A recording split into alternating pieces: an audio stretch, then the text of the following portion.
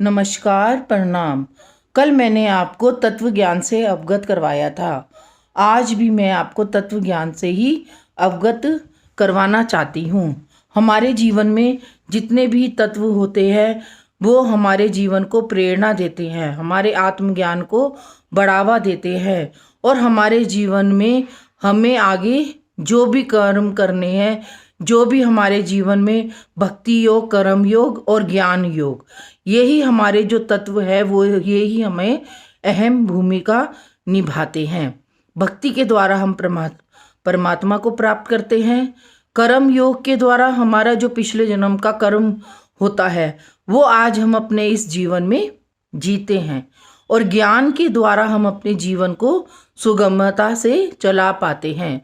तो भक्ति योग, कर्म योग और ज्ञान योग के द्वारा ही हमारे जीवन का संचालन होता है। भगवत गीता भी यही कहती है और श्रीमद् भागवत महापुराण भी यही कहता है। और भगवान कृष्ण ने अर्जुन से भी यही कहा था कि हे अर्जुन, इस कलयुग में जीव भक्ति योग, कर्म योग और ज्ञान योग के द्वारा ही मुझको प्राप्त कर सकता है। कहते हैं कि परमात्मा को प्राप्त करने के लिए हमें तत्वों का ज्ञान होना बहुत जरूरी है। सबसे पहले हमें सृष्टि के विषय से अवगत करना चाहिए। सृष्टि क्या है? सृष्टि ही परमात्मा है। सृष्टि है तब तक परमात्मा है, परमात्मा है तब तक सृष्टि है। सृष्टि के तत्व क्या है?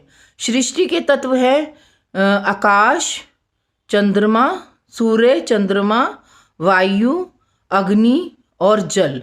इन्हीं तत्वों से मिलकर ही हमारा शरीर बना है और इन्हीं तत्वों से मिलकर ये पृथ्वी और ये सृष्टि का निर्माण हुआ है। अगर ये पृथ्वी नहीं होगी तो हम रहते कैसे, ये जीव जल और ये खेत है, हरियाली है, पेड़ पौधे हैं, तो कैसे होते। और सूर्य नहीं होता तो हमें रोशनी कहाँ से मिलती, चंद्रमा नहीं होता तो हमें रात का आभास कैसे होता। तो सूर्य चंद्रमा ही हमें इस सृष्टि में जो देवता है उनके दर्शन होते हैं और किसी भी देवता के दर्शन हमें नहीं हो पाते हैं। तो सूर्य की रोशनी हमें ये सिखाती है कि हमारे अंदर जो प्रकाश प्रकाशित होता है परमात्मा के द्वारा, हमें उस प्रकाश को प्रकाशित करना है। जैसे सूर्य अपनी रोशनी चारों तरफ बिखेरता है, हमें धूप देता है और हम अपनी उस धूप से भी हमें कई बीमारियों से हम अपने को बचा के रखते हैं। तो सूर्य का होना भी हमारे जीवन में बहुत ही उपयोगी है। तो सूर्य के प्रकाश की तरह ही हमें परमात्मा के प्रकाश को प्रकाशित करना है अपने हृदय में। और ये प्रकाशित कब होगा? जब हम अपने हृदय की परतों को खोलेंगे, अपनी आत्मा को परमात्मा से मिलवाएंगे, तो हमारे अंदर जो प्रकाश है वो प्रकाशित हो पाएगा। और ये कैसे होगा?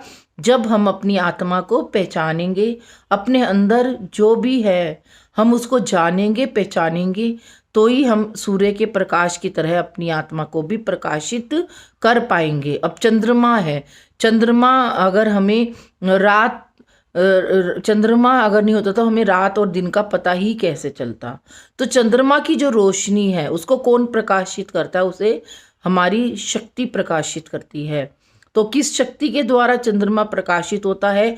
तो उसी प्रकाश को, सूर्य और चंद्रमा की जो रोशनी होती है उसी प्रकाश को ही हमें अपने हृदय में प्रकाशित करना है।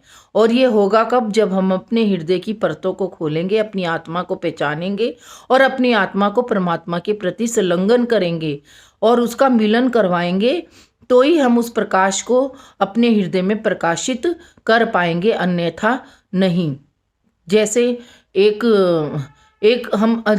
हम एक साधारण मनुष्य होता है, उसको ये नहीं पता होता कि परमात्मा क्या है, आत्मा क्या है, जीवन, हमारा जो जीवन है उसका उद्देश्य क्या है, हम इस जीवन में क्यों आए हैं और कैसे आए और हमारे इस जीवन को क्या प्राप्त करना है। लेकिन जब हमारे हृदय में भक्ति जागृत होती है, पर भगवान का ज्ञान प्राप्त होता है, ब्रह्म ज्ञान प्राप्त होता है और भगवान के तत्वों से अवगत होते हैं, तो हमारे हृदय में एक प्रकाश का प्रकाशित होता है। उसी प्रकाश के सहारे ही हम अपने आप को जान पाते हैं। भक्ति आने से पहले हमारा जीवन एक निर्जन जीवन होता है, और भक्ति और ज्ञान आने के बाद ही हमारे जीवन को एक सहारा मिलता है, एक प्रकाश मिलता है। और हमें उसी प्रकाश को हमेशा, जब तक हम हैं, हमेशा उसे प्रकाशित ही करना है। तो उस प्रकाश के द्वारा हमें ये पता चलता है कि हमारे जीवन का उद्देश्य क्या है, हम क्यों आए हैं इस पृथ्वी पर, और हमें कहाँ जाना है, और हमारे जीवन का लक्ष्य क्या है। हमारे जीवन का लक्ष्य है परमात्मा को प्राप्त करना और मोक्ष को प्राप्त करना। अपने जीवन को अपने कर्मों के अनुसार ढालना, हमें अपने अच्छे कर्म करने हैं। तभी तो हर संत यही कहता है कि अपने कर्मों को सुधारो, अपने आप को 84,000 योनियों से बचाओ। और वो होगा कब? जब हम अपने कर्मों को सुदृढ़ बनाएंगे, अपने कर्मों को सुंदर बनाएंगे, अपने कर्मों को उज्जवल बनाएंगे और सौंदर्यता से परिपूर्ण बनाएंगे, तो ही हम 84,000 योनियों से पार होंगे। नहीं तो हम 84,000 योनियों में भटकते रहेंगे, हमारी आत्मा को कभी भी मोक्ष की प्राप्ति नहीं होगी। और ये मोक्ष की प्राप्ति कब होगी? जब हम अपने हृदय में परमात्मा के प्रेम का प्रकाश को प्रकाशित कर पाएंगे। अब ये तत्व ज्ञान से प्रकाश का प्रकाशित होना क्या संबंध है? संबंध ही तो है। जब तक हम सृष्टि के तत्वों को नहीं जानेंगे, पहचानेंगे, तब तक हम परमात्मा को भी नहीं जान पाएंगे। और जैसे ही हम अपने चारों तरफ के तत्वों को जान पाएंगे, उसके ज्ञान को जान पाएंगे, वैसे ही हम परमात्मा को भी जान पाएंगे, और उसके ज्ञान को भी, उसकी भक्ति को भी, उसके प्रेम को भी, और उसके ज्ञान की पराकाष्ठा को भी हम जान पाएंगे। नहीं तो हम नहीं जान पाएंगे कि परमात्मा क्या है, भक्ति क्या है, ज्ञान क्या है, तत्व क्या है, ब्रह्म ज्ञान क्या है, हमारी आत्मा क्या है, परमात्मा क्या है। क्योंकि जब हम साधारण मनुष्य होते हैं तो हमें कुछ नहीं पता होता। जब हम साधारण मनुष्य होते हैं तो हमें सिर्फ यही पता होता है कि हमारा नाम ये है, हमारा नाम ये है। लेकिन भक्ति और ज्ञान आने के बाद हमें पता चलता है कि हम तो परमात्मा के ही बनाए हुई कठपुतली हैं, और परमात्मा ही हमें संचारित कर रहा है, और हम जो भी कार्य कर रहे हैं उस परमात्मा की रजा के अनुसार ही कार्य कर रहे हैं। अब मैं आपके सामने जो भी व्यक्त कर रही हूँ, ये मैं थोड़ी ना व्यक्त कर रही हूँ, मेरे हृदय के अंदर बैठी हुई आत्मा व्यक्त कर रही है। परमात्मा उससे व्यक्त करवा रहा है, शक्ति उससे व्यक्त करवा रही है, तभी वो इस विषय से आप सबको अवगत करवा रही है। क्योंकि हम तो एक नादान से मनुष्य हैं, हम तो एक नादान से शरीर है। शरीर तो एक मिथ्या है, एक हाट मांस का पुतला है। जब तक आत्मा रहती है तब तक हमारे शरीर में जान होती है, और जैसे ही आत्मा इस शरीर से चली जाती है तो हमारा शरीर निर्जव हो जाता है। तो हम कौन महत्वपूर्ण है हमारे इस शरीर में? तो हमारे इस शरीर में महत्वपूर्ण है हमारी आत्मा। और आत्मा को संचारित कौन करता है? आत्मा को संचारित करता है परमात्मा। और परमात्मा ही हमारी आत्मा को बैटरी के द्वारा, अपने प्रेम के द्वारा, अपनी भक्ति के द्वारा, अपने ज्ञान के द्वारा संचारित करता है, उसको चार्ज करता रहता है। जितना हम कहते हैं ना, जब मोबाइल को हम पूरा दिन अगर हम खोले रखेंगे तो मोबाइल की चार्जिंग ख़त्म हो जाती है, और बगैर चार्जिंग हुए मोबाइल चल ही नहीं सकता। वो तो एक बेजान हो जाता है, ना वो उसमें फ़ोन आ सकते, ना हम उसमें कोई कार्य करते हैं। और जब तक उसके अंदर चार्जिंग होती है मोबाइल के अंदर, तब तक हम उसको चला पाते हैं, और जैसे ही चार्जिंग ख़त्म होती है वो बेजान हो जाता है। ऐसे ही हमारा शरीर है। हमारे शरीर की आत्मा को जब तक परमात्मा चार्ज देता रहता है, तब तक वो आत्मा चलती रहती है। और जैसे ही परमात्मा चार्ज देना बंद कर देता है, वैसे ही आत्मा निकल जाती है और हमारा शरीर बेसुध हो जाता है। देखो, मोबाइल तो चार्ज करने पे दोबारा से चल जाता है, लेकिन शरीर नहीं चलता।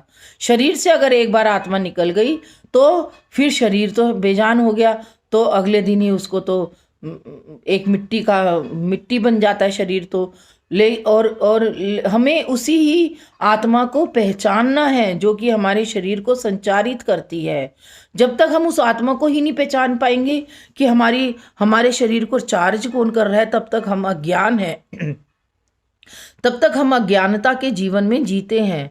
और जिस दिन हमें पता चल जाता है कि हमारे शरीर को तो चार्ज हमारी आत्मा कर रही है। उसी दिन हम अपने आप को पहचान पाते हैं, अपने जीवन के उद्देश्य को जान पाते हैं, और हमारा कर्म क्या है, हमारे भाव क्या है, हमारी भक्ति क्या है, हमारा ज्ञान क्या है, हमारा उद्देश्य क्या है, हमें इस जीवन में आए हैं तो हमें क्या करना है, उस उद्देश्य को और उस पराकाष्ठा को हम जान पाते हैं और पहचान पाते हैं। और इन्हीं तत्वों के द्वारा हम अपने जीवन को आगे ही आगे बढ़ाते चले जाते हैं, संचारित करते चले जाते हैं। आज मैंने आप सबको इन तत्व ज्ञान से अवगत करवाया है। आज जो भी करवाया है वो एक आत्मा का आत्मा रूपी तत्व से अवगत करवाया है कि आत्मा को परमात्मा कैसे संचारित करता है और आत्मा हमारे शरीर में कैसे काम करती है। सबसे पहले तो हमें अपनी आत्मा को पहचानना है, तभी तो हम सूर्य, चंद्रमा, वायु, जल, अग्नि, आकाश, पृथ्वी सबको जान पाएंगे, अन्यथा नहीं जान पाएंगे। आज के लिए इतना ही। आगे मैं आपको और तत्व से अवगत करवाना चाहूँगी। बोलो राधे राधे।